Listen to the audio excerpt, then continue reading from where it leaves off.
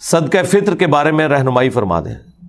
صدقہ فطر کے بارے میں نے تفصیلی ویڈیو بھی ریکارڈ کرائی ہوئی ہے. دیکھیں یہ ایک سا آپ نے دینا ہوتا ہے اناج. صدقہ فطر بخاری مسلم میں آیا ہے کہ نبی علیہ السلام نے صدقہ فطر ایک سا مقرر کیا تھا. اناج جو کی شکل میں، گندم کی شکل میں، کھجور کی شکل میں، پنیر کی شکل میں، کشمش کی شکل میں، یہ ساری چیزیں بخاری مسلم میں آئی ہیں. اور ہر بڑے چھوٹے، ایون ایک دن کے بچے کی طرف سے بھی، خواہ غلام ہے یا آزاد ہے، مرد ہے، عورت ہے، بوڑھا ہے، بچہ ہے، وہ اس نے ادا کرنا ہے ایک سا. یہ نبی علیہ السلام نے اسے مشروع فرمایا.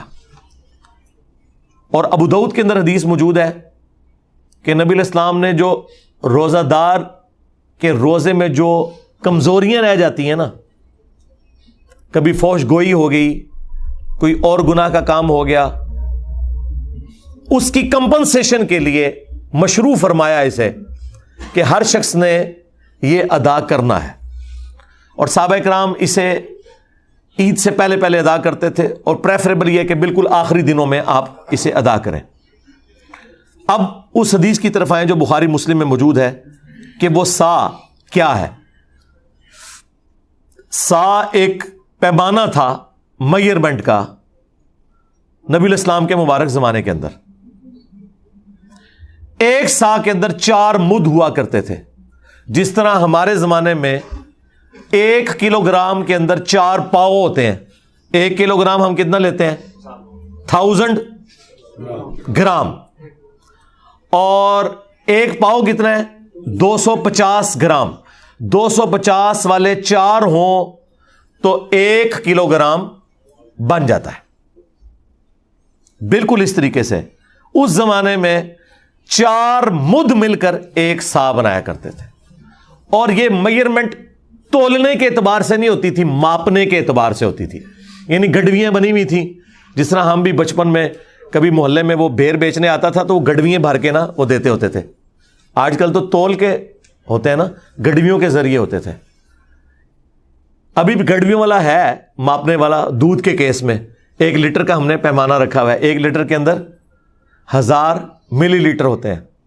لیکن ہم غلط العام میں پتہ اسے کیا کہتے ہیں؟ 1 کلو دودھ دے دو.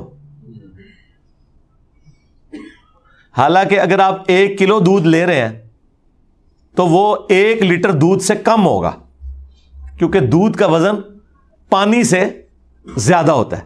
ہاں 1 کلو گرام پانی اور 1 لیٹر پانی یہ اپنے وزن میں برابر ہوں گے، کیونکہ وہ 1 لیٹر پیمانہ رکھے یہ گیا ہے کہ سٹینڈرڈ پانی کو مانا گیا ہے کہ پانی کا جو وزن ہے نا 1 کلو گرام جو ہو، وہ پانی جتنا والیوم گھیرتا ہے، جتنی جگہ گھیرتا ہے، اسے 1 لیٹر قرار دے دیا گیا اور وہ پیمانہ بن گیا اس کا. لیکن دودھ تو پانی سے تھوڑا وزنی ہوتا ہے. تو دودھ اگر آپ 1 کلو گرام لیتے ہیں نا، 1 کلو گرام دودھ، تو وہ آپ کو 1 لیٹر پانی یا 1 لیٹر جو دودھ ہونا چاہیے تھا اس سے کم پڑے گا، کیونکہ اس کا وزن زیادہ ہے. وہ پہلے ہی پورا ہو جائے گا. ٹھیک ہو گیا؟ یہ میں نے آپ کو کلیریفائی کر دیا. اچھا اب آ جائیں اس طرف. تو اب عرب ملکوں کے اندر تو یہ آج ظاہر ہے وہ عرب کے لوگ پھر اپنی اس ڈکشنری کو ٹرانسفر کر کے باقی لوگوں کو بتاتے ہیں. یہ پیمانے تو ان کے تھے. تو اس میں جو سعودی عرب کی فتویٰ کمیٹی ہے نا، اس نے باقاعدہ اس کی کیلکولیشن کی ہے 2600 گرام. یہ فتویٰ کمیٹی نے جو ڈاکومنٹ نکالا نا، ویسے تو اگر یہ پورا 2500 گرام ہوتا تو ہم کہہ دیتے 2.5 کلو، لیکن انہوں نے نکالا ہے اس کا 2600 گرام، یعنی 2.5 کلو کے اوپر 100 گرام. ایک کیلکولیشن یہ چل رہی ہے. ایک اور کیلکولیشن ہے جس میں ذرا پرانے زمانے کی ہے، وہ کنورژن کرتے ہیں نا، 2750 گرام بن رہا ہے، یعنی 3.25 کلو. اور ایک تیسری کیلکولیشن میں 2400 گرام بن رہا ہے، جس میں 1 مد 600 گرام کے برابر ہے، تو وہ 4 مد ایک ساتھ مل کے 2400. تو یہ 3 یعنی چل رہے ہیں 2400 گرام، 2600 گرام، 2750 گرام. یہ 2750 جو ہے یہ سیف سائڈ کے اوپر ہے, یہ 2.25 کلو ہے. ٹھیک ہے, تو 2750 گرام یعنی کہ 3.25 کلو یہ اپروپریٹ ہے. ایک سا 2750 گرام 3.25 کلو. اور اگر زیادہ احتیاط آپ نے کرنی ہے راؤنڈ آف کر لیں, 3 کلو ہی دے دیں. 3 کلو کھجور بھی دے سکتے ہیں, ظاہر ہے وہ تو مہنگی پڑے گی, 600 روپے کلو کھجور آلموسٹ ہے 1800. آٹا کس طرح کلو چل رہا ہے جی؟ 150. تو اگر آٹا لیں گے 300 تو 450 روپے بن جائے گا. ٹھیک ہے, کشمش لیں گے تو ہزاروں میں بنے گی, پنیر لیں گے ہزاروں میں بنے گی. اچھا یہ سب پھر وہ آپ نے 2.25 کلو یا 3 کلو سب کے لیے وزن ایک ہی ہے, ایک سا, کیونکہ بخاری مسلم میں ہے کہ ایک سا دیتے تھے اناج, اور پھر ساتھ یہ ہے کشمش, پنیر, کھجور, گندم, جو اناج ہے وہ سارے کا سارا اس میں آتا ہے. وزن وہی رہے گا 2.25 کلو یا راؤنڈ آف کر کے 3 کلو. اور یہ جو میں آپ کو یہ فگر بتا رہا ہوں یہ سنی اور شیعہ کے ہاں کامن ہے. ہاں مسلم شریف میں آتا ہے کہ حضرت معاویہ رضی اللہ تعالیٰ عنہ نے جہاں اور کئی معاملات کے اندر سنت میں اپنی رائے کو داخل کیا, اس میں بھی داخل کر دیا تھا. انہوں نے کہا تھا کہ جی ہمارے والی جو گندم ہے وہ اعلیٰ کوالٹی کی ہے, لہٰذا ہم آدھی گندم دیا کریں گے. تو ابو سعید خدری اس پہ ناراض ہوئے. انہوں نے کہا کہ میں جو چیز رسول اللہ سے سن چکا ہوں اور آپ کے حکم پہ عمل کر چکا ہوں, میں تو مرتے دم تک ایک سا ہی دیا کروں گا صدقہ فطر. تو شکر الحمدللہ ماموں پارٹی بھی ایک سا ہی دیتی ہے آج. ہاں وہ ماموں کے مطابق نہیں چل رہے بلکہ بخاری مسلم کے مطابق چل رہے ہیں. تو وہ آپ نے نصف سا نہیں کرنا کہ جی وہ والی گندم سستی ہے تو وہ والی مہنگی ہے. گندم جو آپ کھاتے ہیں وہ. اب اگر کوئی یورپ اور امریکہ میں ہے نا جناب, تو اس نے یورپ اور امریکہ کے ریٹ کے اوپر کرنا ہے. تقسیم بے شک پاکستان میں کرے لیکن کھارا تو وہاں سے ہے نا. یہ تو نہیں ہو سکتا کہ کھارا وہاں ہے اور کیلکولیشن یہاں کی نکالے گا وہ, نہ اس طرح نہیں ہو سکتا. ہاں قربانی کے جانور والا معاملہ ایک الگ ہے, وہ بھلے وہاں خریدے یا یہاں خریدے, وہ تو جانور پورا آپ نے لے لیا نا یا حصہ ڈال لیا, اور وہاں تو وہ پھر اس طرح کرنے بھی نہیں دیتے. لیکن یہ تو آپ نے جو خود کھاتے ہیں نا وہ آپ نے 2.25 کلو سیف سائڈ پہ رہتے ہوئے 3 کلو اناج آپ نے دینا ہے. تو اگر آپ آٹے کے مطابق کیلکولیشن کر لیں, اچھا یہ آٹا بھی 150 روپے کلو اس کے لیے جو 150 والا آٹا, اگر کوئی دیسی آٹا لے رہا ہے اور وہ اوپر ہے تھوڑا سا تو وہ اس اعتبار سے زیادہ ریٹ لگائے گا. ہاں دیسی کا ہے 150 ہے, چلے ٹھیک ہے. پھر سفید آٹا تو اس سے سستا ہوگا, ہاں تو 450 ہے 3 کلو کا, تو ٹھیک ہے 450 آپ کر لیں.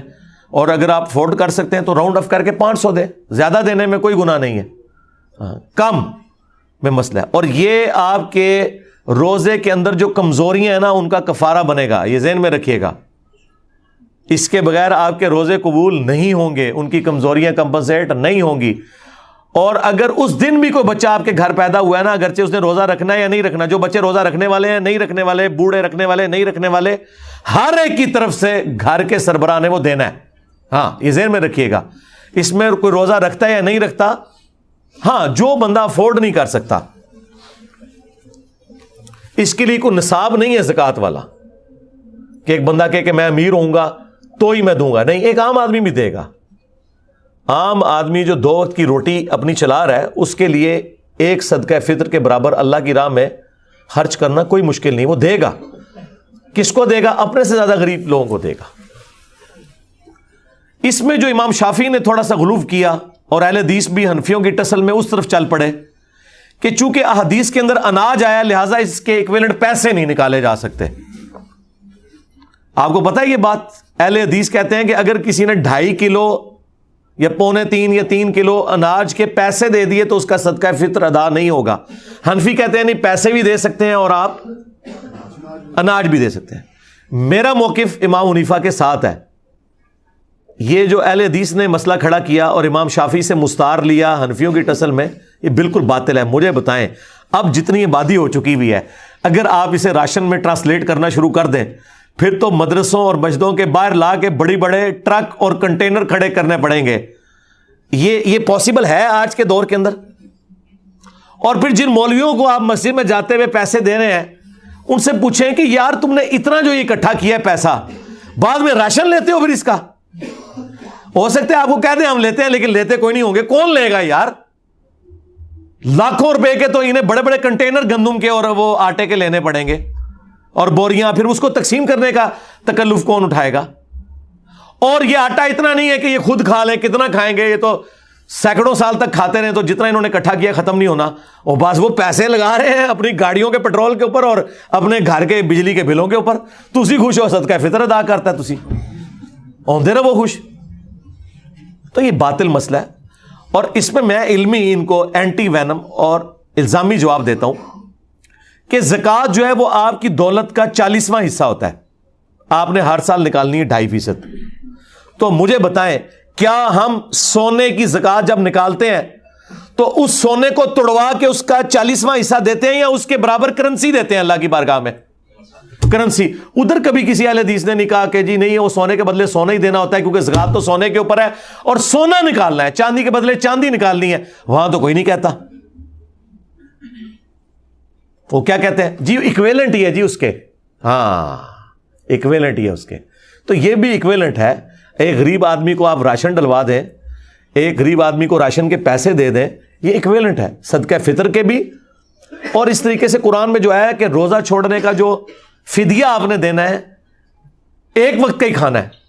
وہاں پہ میں حنفیوں کے ساتھ نہیں ہوں, حنفی کہتے ہیں 2 وقت کا کھانا ہے, خود سے انہوں نے دین میں داخل کیا ہے. وہاں اہل حدیث کا موقف ٹھیک ہے.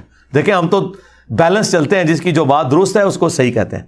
کہ قرآن میں جب آیا نا کہ آپ نے روزے کے بدلے فدیہ دینا ہے, تو قرآن کو کوئی آر نہیں تھی یہ کہنے میں کہ 2 وقت کا کھانا. آج کل تو بھائی 3 وقت کا کھانا ہے, ہم تو 3 وقت کھاتے ہیں عموماً. تو قرآن نے کہا کہ آپ نے مسکین کو فدیہ دینا ہے جو اوسطاً تم کھاتے ہو. تو اس کا مطلب ایک عام آدمی بھی, ایک گورا بھی پہلی دفعہ جب قرآن پڑھے گا نا تو اس کا مطلب یہی لے گا کہ ایک مسکین کو 1 وقت کا کھانا کھلانا ہے. حنفیوں کا 2 وقت کا کھلانا باطل ہے کیونکہ آج کل تو ہم 3 وقت کھا رہے ہیں. پھر ہر زمانے کا, ہر علاقے کا اپنا کلچر ہے. وہ بات ٹھیک ہے کہ ایک کھانے کے ایکویلنٹ, خواہ اسے کھانا کھلا دیں مسکین کو, خواہ اسے اتنی رقم دے دیں. اور یہی موقف تمام کفاروں کے لیے ہے. وہ 60 مسکینوں والا ہو, خواہ وہ 1 مسکین والا ہو, سب کا ایکویلنٹ یہ ہے کہ آپ پیسے بھی دے سکتے ہیں اور کھلا بھی سکتے ہیں. یہ آپ کی مرضی ہے, یہ اس کے اندر ٹالرنس موجود ہے. لہٰذا میں صدقہ فطر کے حوالے سے بالکل کلیئر ہوں. اگر آپ پیسے بھی دیتے ہیں کوئی ایشو نہیں ہے, اور جو لوگ زیادہ افورڈ کر سکتے ہیں وہ 3 کلو یا 3.25 کلو کشمش کی رقم کیلکولیٹ کریں. اب مجھے تو اس کی قیمت پتہ ہی نہیں کہ اس وقت کیا ہوگی, کیونکہ ہم تو اس طرح یہ کوئی آئٹم نہیں ہے, یہ تو چھٹانک برابر لیا جاتا ہے, اتنا مہنگا ہے. تو وہ ہزاروں میں بن رہا ہوگا. پنیر, چلے پنیر کی تو ہم کیلکولیشن کسی حد تک کر سکتے ہیں اس اعتبار سے کہ دیسی گھی کا کیا ریٹ چل رہا ہے جی آج کل, 3000 روپے کلو, تو 9000 روپیہ ہوگا اگر آپ دیسی گھی بھی دے سکتے ہیں. یہ بھی وہ ساری مصنوعات ہیں جو آپ کے کامن یوز میں. تو کسی کو زیادہ شوق ہے خرچ کرنے کا اور اسی مد میں, تو 9000 روپیہ ایک گھر کے فرد کی طرف سے بے شک دے. 3 کلو دیسی گھی, جو چیزیں آپ کے کھانے کے یوز میں ہیں, اناج کی شکل میں ہو, کیونکہ وہاں پنیر آیا تھا نا, تو وہ آپ دے سکتے ہیں. وہ آپ کی مرضی, جس طریقے سے آپ مرضی کریں. وہ اللہ تعالیٰ نے آپ کو ٹالرنس دی بھی ہے, لیکن بہتر یہی ہے کہ آپ وہی چیزیں جو احادیث کے اندر آئی ہیں, جو کشمش, پنیر, گندم اور اسی کی فارم آٹا, کھجور, یہ آپ دے سکتے ہیں. کھجور کی کیلکولیشن چلے آسان ہے, جو اچھی والی تھوڑی سی نارمل کھجور ہے وہ 600 روپے کلو ہے, تو 1800 بن گیا. چلے 2000 روپے آپ فیکس دے دیں. ضروری ہے آپ نے 500 دینا ہے, 2000 بھی دیں فیکس. اور ہر گھر کے ہر فرد کی طرف سے آپ نے دینا ہے. جو بیچارے افورڈ نہیں کر سکتے وہ نہ دیں, وہ لے لیں. ہاں ظاہر ہے اللہ تعالیٰ نے بیلنس کیا نا, زکوٰۃ دینے والے جبھی اپنی زکوٰۃ دیں گے جب کوئی لینے والا بھی موجود ہوگا. ہاں تو وہ لے لیں اگر نہیں دے سکتے. لیکن اگر وہ افورڈ کر سکتے ہیں تو وہ اپنے سے غریب لوگوں کو دیکھیں. دنیا میں ہر غریب آدمی سے نیچے بھی کوئی غریب آدمی موجود ہوتا ہے, صرف آپ کو نظر نہیں آ رہا ہوتا کیونکہ آپ نے چشمہ اپنا لگایا ہوا ہوتا ہے. اس لیے مسلم شریف میں حدیث ہے, نبی علیہ السلام نے فرمایا ہمیشہ اپنے سے نیچے والے لوگوں کو دیکھو, یوں تمہیں اللہ کی نعمتوں کے اوپر قناعت نصیب ہوگی, صبر آ جائے گا. اوپر نہ دیکھو, اوپر کا تو اینڈ ہی کوئی نہیں ہے. اچھا اوپر جہاں دیکھنا چاہیے وہاں اوپر دیکھتے ہی کوئی نہیں, اور وہ ہے آخرت کے معاملے میں. ادھر کہتے ہیں بڑے گناہگار جی, کتنے نبی صلی اللہ علیہ وسلم انہوں نے صحابہ, ٹھیک ہے, یعنی وہ یہ کہہ رہے تھے ابو جہل پڑھنا جائے, سانو یہ نہ کہو کہ ابو بکر عمر عثمان و علی کے راستے پہ چلے. جہاں ہمیں کوشش کرنی چاہیے اعلیٰ درجے کی کہ ہم پیغمبروں کا پڑوس جنت میں حاصل کریں, وہاں کہتے ہیں بڑے گناہگار, اور دنیاوی معاملات میں دوسری طرف چل پڑتے ہیں. یہ انسان اپنے آپ کو دھوکہ دے رہا ہوتا ہے, اس سے زیادہ کچھ نہیں ہے. اور نبی علیہ السلام نے بالکل اپوزٹ اس کے تعلیمات دی ہیں. بخاری مسلم میں حدیث ہے, اے اللہ محمد اور آل محمد کو بس اتنا ہی رزق دینا کہ ان کی روح اور جسم کا رشتہ برقرار رہے, بس سانسیں میری چلتی رہیں, اتنا رزق کافی ہے. ہاں, بخاری مسلم دونوں میں حدیث ہے. عائشہ سلام اللہ علیہا کہتی ہیں کہ بعض اوقات 1 مہینہ, بعض اوقات 2-3 مہینے بھی گزر جاتے تھے, ہمارے گھر چولہا نہیں جلتا تھا, 2 کالی چیزوں کھجور اور پانی کے اوپر گزارا ہوتا تھا, اور وہ بھی ٹنوں ٹن نہیں, 2 کھجوریں صبح 2 شام کے وقت, یہ ٹوٹل خوراک تھی. اور ایک میٹھا پانی کا پیالہ جو اس زمانے میں کئی میلوں سے پیدل بھر کے لانا پڑتا تھا, تکلیف دہ کام تھا, اس لیے پانی بھی کوئی تھوک کے صاف سے نہیں تھا جو آج آپ ٹوٹیاں کھول دیتے ہیں. پانی میٹھا بھی ایک ایشو تھا. یہ ٹوٹل ان کا ایک سرمایہ تھا. اور پھر وہ رکت انگیز حدیث جو بخاری مسلم کی ہے, جب نبی علیہ السلام اپنی بیویوں سے ناراض ہو کے گھر کے اوپر والے حصے میں شفٹ ہو گئے, جس میں صرف ایک مشکیزہ کونے میں لٹک رہا تھا اور ایک برتن پانی والا اور ایک چٹائی, اور اس پہ نبی علیہ السلام آرام فرما تھے, اور آپ کے اوپر کرتا بھی کوئی نہیں تھا, صرف تہمت باندھی ہوئی تھی, آپ لیٹے ہوئے ہیں. حضرت عمر اجازت لے کے جب گئے, آپ نے ایلا کیا تھا, 1 مہینے تک بیویوں سے ناراض ہوئے تھے کیونکہ بیویوں نے ڈیمانڈ کی تھی کہ اب تو ہمیں وسعت ہو چکی ہے, ہمارا خرچہ بڑھائیں. لیکن حضور تو فقر کی زندگی گزار رہے تھے. اور پھر اللہ تعالیٰ نے اپنے نبی کا ساتھ دیا ہے, ان کی بیویوں کا ساتھ نہیں دیا. سورۃ الاحزاب کی آیات نازل کی کہ اے نبی اپنی بیویوں سے فرما دو کہ اگر تم دنیا اور اس کا مال چاہتی ہو تو آؤ میں تمہیں یہ مال دے کے رخصت کر دیتا ہوں, طلاق دے دیتا ہوں, اور اگر تم اللہ, اس کا رسول اور آخرت کا گھر چاہتی ہو تو اسی طرح گزارا کرنا ہوگا, کیونکہ اجر بھی تو ڈبل ہونے والا ہے نا. تو نبی علیہ السلام 1 مہینے تک ناراض رہے گھر کی چھت پہ. اسی میں ہی حدیث میں بخاری مسلم میں آتا ہے کہ سیدنا عمر نے جا کے اپنی بیٹی کو بھی ڈانٹا, سیدہ حفصہ کو, باقی بیویوں کے ساتھ بھی جا کے تھوڑی مس ہینڈلنگ کی. بعد میں وہ پھر پچھتاتے بھی تھے, مجھے کیا یہ رائٹ پہنچتا, چلو میں اپنی بیٹی کو تو ڈانٹ سکتا ہوں, باقی بیویوں کو میں کیسے. لیکن وہ حضور کی محبت میں آپ پتہ ہے حضرت عمر تو پھر میرے سے زیادہ جذباتی تھے. تو اب وہ کہتے ہیں کہ میں نے ارادہ کیا میں حضور کو کوئی ایسی بات کروں کہ حضور مسکرائیں, کیونکہ آپ تو بڑے سیریس موڈ میں بیٹھے ہیں. تو میں نے جاتے ہی کہا یا رسول اللہ دیکھیں جب تک ہم مکے میں تھے نا ہماری بیویاں کتنی ہمارے کنٹرول میں تھیں, لیکن یہ انصار کی بیویاں تو اتنی تیز ہیں کہ انہوں نے اپنے مردوں کو دبا کے رکھا ہوا ہے, اور ان کو دیکھ دیکھ کے ہماری بیویاں بھی ہم پہ شیر ہو گئی ہیں. تو حضور اس بات کے اوپر مسکرائے, کہتے ہیں مجھے تھوڑی تسلی ہوئی کہ حضور کا موڈ تھوڑا بہتر ہو رہا ہے. تو پھر انہوں نے گپ شپ شروع کر دی. پھر نبی علیہ السلام کی جب وہ حضور پھر اٹھ کے بیٹھے, جب تو آپ کے کندھے کے اوپر چٹائی کے نشان تھے, اوپر کرتا بھی نہیں تھا, یا اگر چادر تھی تو چادر تو پھر اس طرح لی جاتی ہے تو احرام کی شکل میں بعض اوقات تو وہ نشان. حضرت عمر نے رونا شروع کر دیا کہ یا رسول اللہ آپ اللہ کے رسول ہیں اور آپ کی یہ حالت ہے, اور کیسر و کسرا دنیا کے مزے لوٹ رہے ہیں, اور آپ اللہ کے پیغمبر ہو کر دنیا اور آخرت میں انسانیت کے سردار ہو کر آپ کی حالت ہے. تو نبی علیہ السلام نے ایک جملہ بولا, بڑا سخت جملہ تھا. آپ نے فرمایا لگتا ہے عمر دنیا کی حقیقت ابھی بھی تم پر نہیں کھلی. باقی بابے تو شاہی کوئی نہیں, تبھی تو یہ نذرانے بٹور رہے ہیں. حضرت عمر پہ تو پھر بھی کھل گئی یہ جملہ سن کے, ان پہ آج تک نہیں کھلی, آج تک آپ کے چندے بٹور رہے ہیں, آپ کے چندوں کے اوپر عیاشیاں کر رہے ہیں, اور آپ کہتے ہیں ہمیں کچھ دیں گے, آپ ان کا چندہ بند کریں گے روڈوں پہ آ جائیں گے. ہاں وہ کہتے سے نا بابا جی کے لاہور ایک بابا پال رہے ہیں, میں کہ بابے کا چندہ آج بند کرو, انہاں مزارہ ہوتے کتے پھیرن گے, صفائی کرنے والا بھی نہیں تو لبے گا. ہاں لنگر کھوانا دور دی گل, کتے پھیرن گے اتنے. نبی علیہ السلام نے فرمایا لگتا ہے عمر ابھی بھی دنیا کی حقیقت تم پر نہیں کھلی، کیا تم اس بات پہ راضی نہیں ہو کہ کیسر و کسرا یعنی رومنز اور پرشینز کے بادشاہ دنیا کے مزے لوٹیں اور ہم آخرت کی سعادت لوٹیں؟ سرکار یہ جملے پھر حضرت عمر نے ایسے پلے باندھے ہیں کہ اپنے دور خلافت میں نہ حرام کھایا ہے نہ کسی کو کھانے دیا، ہاں ٹنڈ کے رکھا ہے۔ اسی لیے حضرت عمر کی وفات کے بعد فتنے شروع ہیں۔ انہوں نے بنو امیہ کو چھپانے کے لیے کہا کہ حضرت عثمان کی وفات فتنوں کا آغاز ہے، نہیں، حضرت عمر کی شہادت۔ بخاری مسلم میں حدیث ہے میری امت اور فتنوں کے درمیان دروازہ عمر ہے، جب یہ دروازہ توڑ دیا جائے گا تو امت پہ فتنے شروع ہو جائیں گے۔ اور وہ فتنہ یہ تھا کہ حضرت عمر کی زیرو ٹالرنس تھی، یعنی کہ مجھ سے زیادہ سخت تھے، وہ نہ حرام کھاتے تھے نہ کھانے دیتے تھے، زیرو ٹالرنس تھی، مینجمنٹ بڑی اسٹرانگ تھی۔ حضرت عمر کی شہادت کے بعد وہ معاملات اس طریقے سے strictly managerial point of view سے نہیں چل سکے، اس لیے حضور نے فرمایا تھا کہ میری امت اور فتنوں کے درمیان دروازہ عمر ہے۔ اور حضرت عمر نے خود کہا کہ وہ فتنہ جو سمندر کی موجوں کی طرح اس امت پہ آئے گا وہ حضرت عمر خود تھے، ان کی وفات کا ہونا، ان کی شہادت کا ہونا۔ اور بخاری مسلم میں الفاظ ہیں، حذیفہ بن یمان رازدار رسول یہ حدیث بیان کر رہے ہیں کہ وہ دروازہ توڑا جائے گا، کھولا نہیں جائے گا، یعنی حضرت عمر کو قتل کیا جائے گا۔